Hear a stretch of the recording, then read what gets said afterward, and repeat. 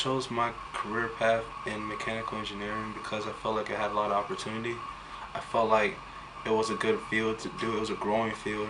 Engineering is a growing field. Generally, always needed, and I felt like it was something that I could utilize certain skill sets that I had or that I was strong at, like my mathematic, analytical skill sets, and other skill sets like that. And I wanted to learn more about technology in general.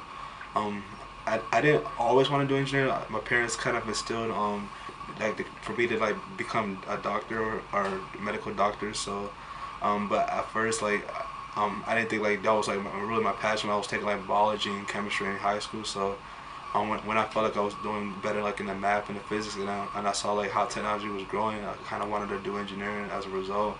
And I chose UCF because I didn't get accepted to UF. And UF, I know they have a good engineering program in Florida, and I wanted to stay in Florida.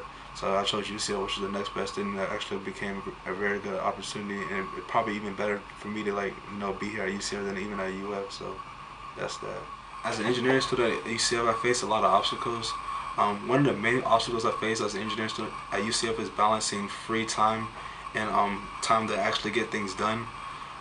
This was very hard because like a lot of times you find yourself occupied in your studies, like having a lot of time consumed into your studies to the point where you're not able to have the same fun that some of your peer friends that aren't engineering majors are having.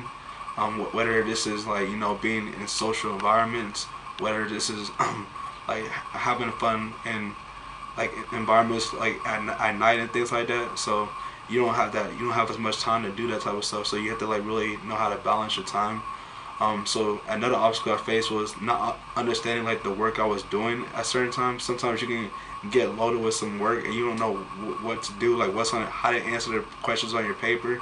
So what you have to do is dig through your book, dig through your resources, and then if you still don't get it, then you have to find peers, friends, and get to find TAs, any source of help, and then try to see how you can like start getting these answers and things like that. Another thing I found challenging was that like you getting involved in organizations, you have to do projects and things like that, and also like getting involved in research, it gets you that experience.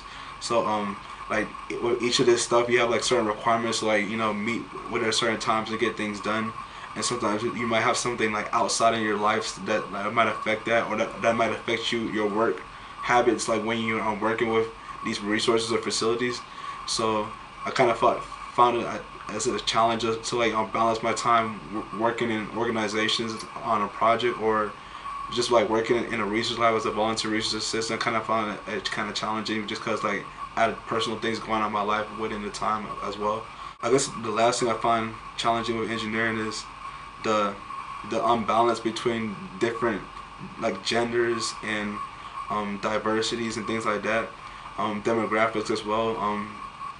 It's like of course like there's like minorities like in engineering, as you can see, between like women, between African Americans, Hispanics, or anybody like that. So I kind of find that challenging to an extent, and I kind of try to like go around the campus and like try to like also meet with other people, so I'm not limited to just only hanging with engineers as well. So the Office of Diversity and Inclusion, it's a good program. It's helped me because like it provides those financial resources, and also tailors their program towards helping you as a professional and also as a academic professional as well. If you want to go through the research route or industry route, it kind of breaks it down within both of those barriers.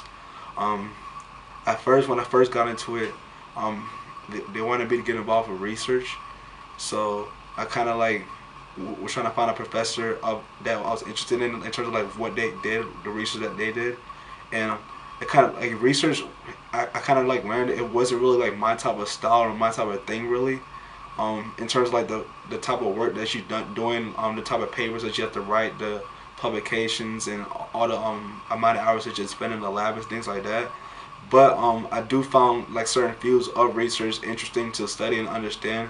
So therefore, it kind of helped me understand like how I want to like break down or like narrow down like what I want to actually kind of concentrate in, like when I go and get my master's. So that research experience that I had in Dr. Kapat's lab as a volunteer assistant, it was pretty valuable to that extent. And also with the scholarship money, it definitely helps out because it doesn't put as much pressure in terms of like you having to work a part-time job that that's not tailored towards your field or related towards your field at all. Because like you have the work that's part-time job, say you're working 20, 30 hours a week, you have these classes full time. It could be a load on you. You might not be able to pass all your classes. And the main goal of school, of course, is to get through your classes, do well, making good grades and things like that. Because that's your #1 goal. So you gotta keep that goal always in the forefront. And also, the staff they're pretty good with giving advice, and also they were good with encouraging you if you went to them on a regular basis. And the night program was pretty valuable to me because it had like different sessions. So like it had sessions where it kind of incorporated on your personal and professional growth, and it also has sessions where they had workshops, and these workshops could be workshops that like they had companies come in and tell them about their opportunities, things like that. So NASA came, I believe Lockheed came one time, and then it also told you about like different programs of STEM. So like I remember they told me about a program that they have downtown for grad students for like computer science majors or art majors and things like that, and it's like more a video game. It's like more for the video game industry, but it's just basically like the grad school program that's tailored for the industry that try to prepare students by giving them challenging projects like do a 1.5 year time frame in order to like complete, so then they can be well prepared for the industry. So it was pretty interesting, and then I learned a decent amount of information. So I thought it was pretty valuable, and for that reason. So my academic plans after graduation is to definitely go to grad school. I want to go to grad school and try to get a degree in a technical field, preferably mechanical engineering, thermal engineering, maybe manufacturing or industrial. So I know I'm gonna be working like come after graduation in August. I start my job at Cisco, and I'm going to be starting as a mechanical product engineer. So I'm going to be looking into like the scope of it, and I'm going to look into the opportunities for me as a mechanical and for me as an engineer, and try to like just tailor my master's program towards that after 6 months of work. So I'll be working full time, going to school part time. My professional goals is to continue to grow in the field that I'm in. Also continue to try to like take on new roles, not only like be complacent of one role for like a number of years, but rather take on new roles like within a company. I don't mind staying at the same company, but if I find another opportunity that's tailored towards my concentration that I'm getting myself into in my master's, then I'm gonna try to see about exploiting that as well. But I'm preferably rather stay at the same company for now. And my personal plans is to definitely find like hobbies that can like basically keep me occupied. Hobbies such as it can be kickboxing, boxing, definitely staying with the sports, definitely keep working out, reading books, so I'm educating myself in the business world, because I want to like be able to make investments later on in the future, because I want to definitely find ways to get residual income. Alright, so my advice to any prospective students or any high school students coming in that wants to pursue an engineering degree or field is to like early on try to get involved with organizations like STEM related organizations and just try to explore it like as a freshman or sophomore. Try to explore like different organizations, see what they're concentrated in. If you're like mechanical or aerospace, try to look at organizations that do automotives, organizations like SAE, organizations like ASME, organizations like AIAA. Just because like you want to see like the different areas that you're interested in, so you can potentially have like a level or a concentration or a specific area that you want to like really concentrate your studies on. So it can help you both academically and professionally, because it can help you professionally because you can start getting yourself into projects of like this particular area only, and like also it can help you academically because like once you can start getting into your senior or junior classes, then you can start tailoring your electives towards that particular area as well. But I would say like try not to overload yourself.